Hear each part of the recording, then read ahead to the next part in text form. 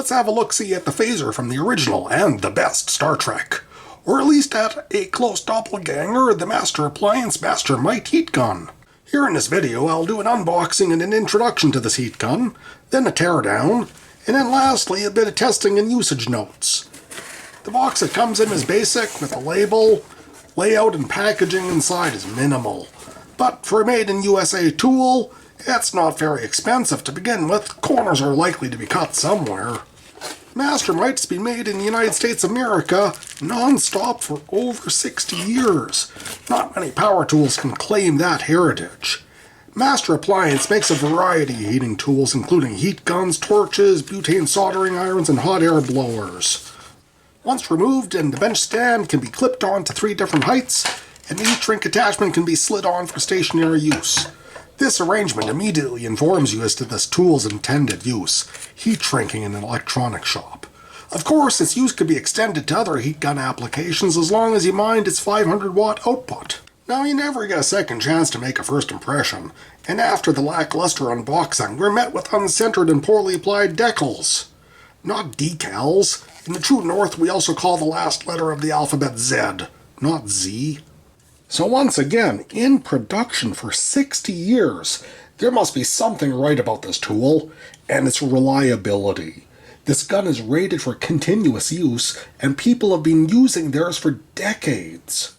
Contrast that to the majority of heat guns that have an operating lifespan of perhaps 100 hours or so.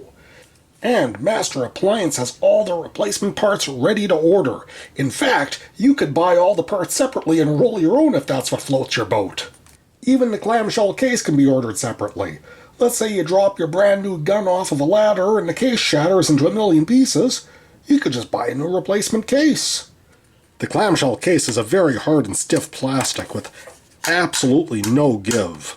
eBay units occasionally show chips and cracks. Though accepting outright abuse, the case seems to age gracefully. It seems pretty durable, though it might be kind of brittle. I think that falls off of a ladder were not a design consideration. The rocker switch provides cool airflow and has a single setting for heat. On. Cool is for prolonging the life of the heating element. Though in some cases it could be useful to have a cool stream of air. For example, if you're trying to speed up drying of some volatiles that you don't want heated. In operation, this unit is pleasantly quiet and it's really easy to talk over. The indicator lamp is located near the business end and would be easy to see in stationary operation.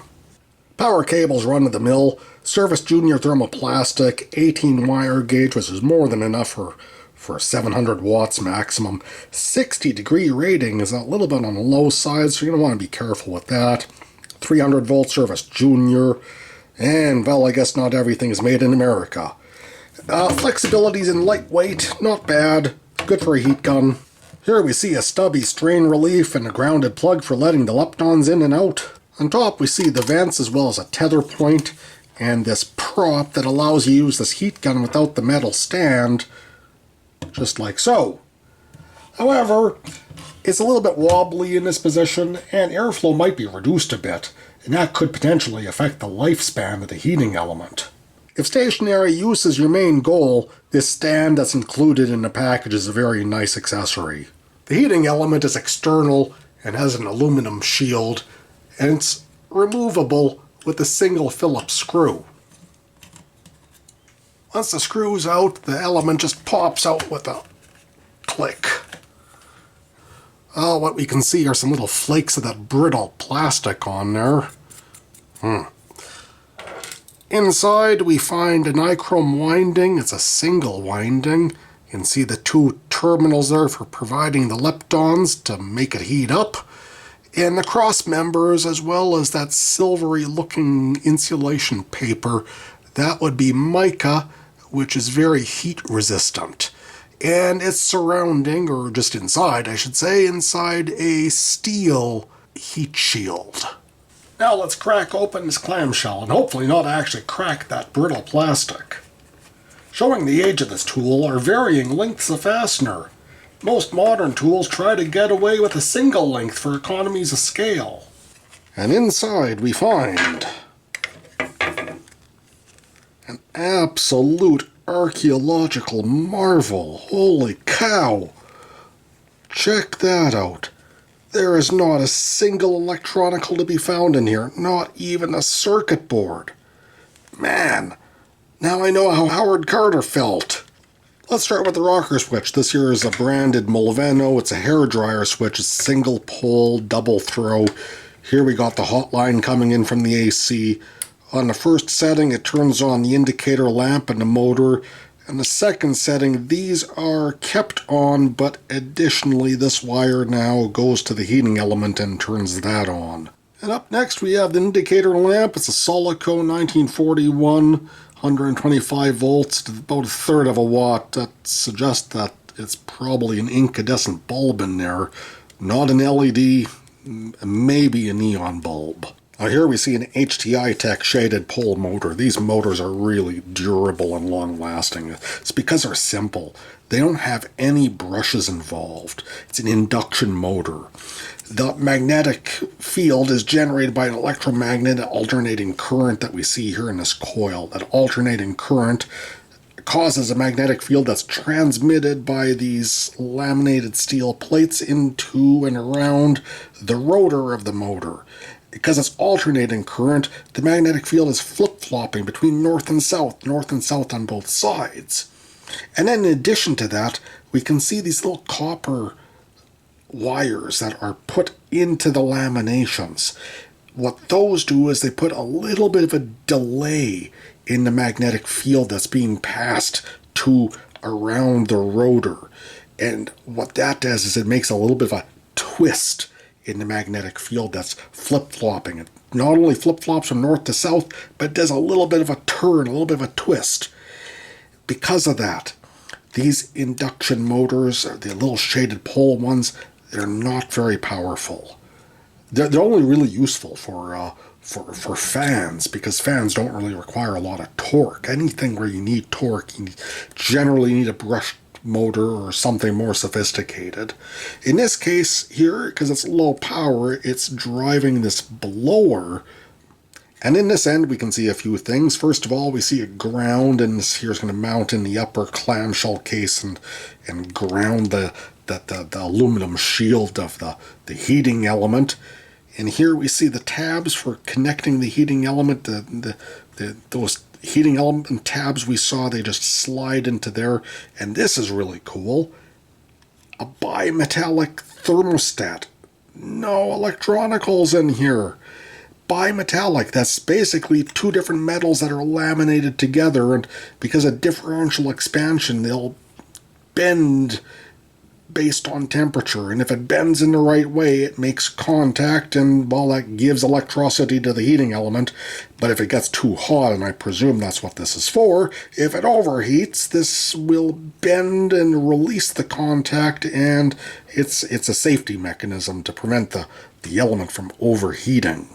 There's really not much else to say about this unit. The only other thing I can note is, well, the motor's grounded. That's nice. Very, very simple design.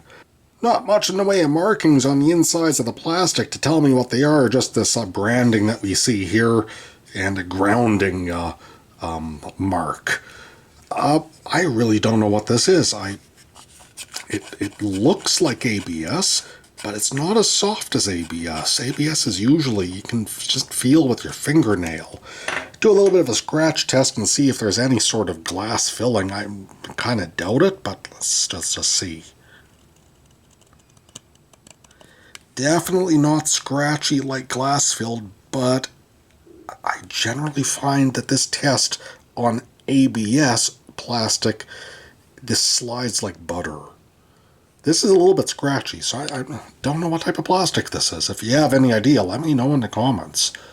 Puts back together without too much trouble, though I do find that these floppy parts tend to pop out of position all the time. This plastic is rigid, as the screws really do bottom out quite nicely. Perhaps it is just some ABS. I do understand that ABS can be made in different grades, depending on how much butadiene is put into it. Okay, so I have it apart again, because I'm being totally OCD about the plastic.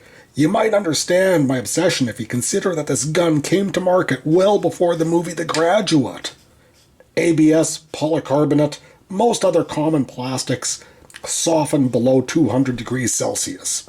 Nylon softens above 220 degrees Celsius, though nylons tend to be not quite as shiny and lustrous as this appears to be.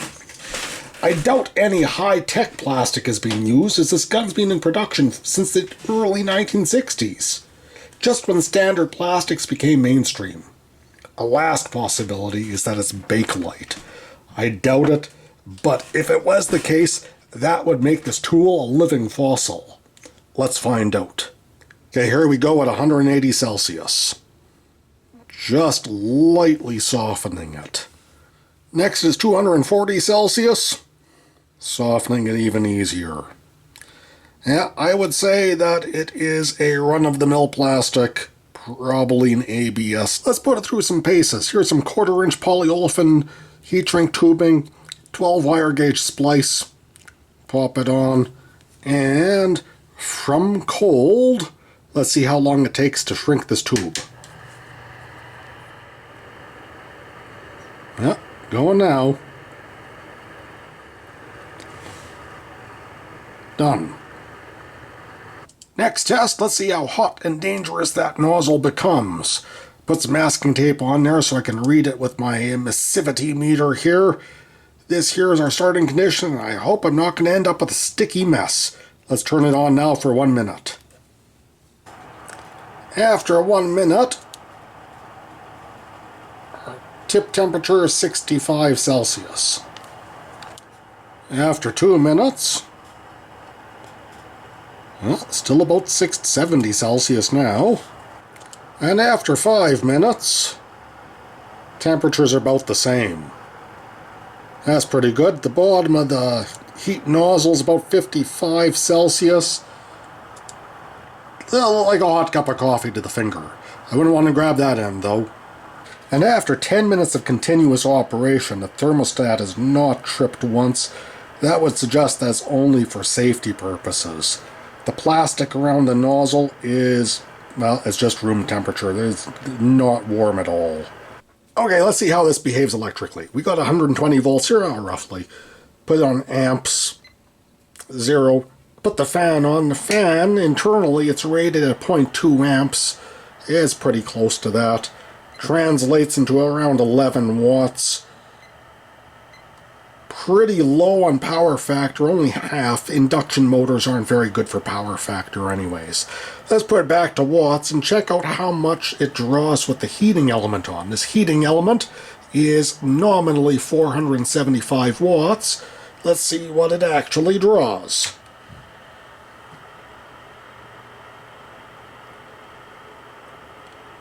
And we come up with about 525 watts. It's significantly higher than what it's rated. So do I have room for this tool? Well, obviously, of course. The nostalgia value alone is enough. But utility dictates that I keep it in arm's reach of the captain's chair. I hope you enjoyed this look-see at a classic tool. And if you did, be sure to check out my look at a modern digital heat gun for comparison. Till next time, there's still more room for tools. Thanks for watching.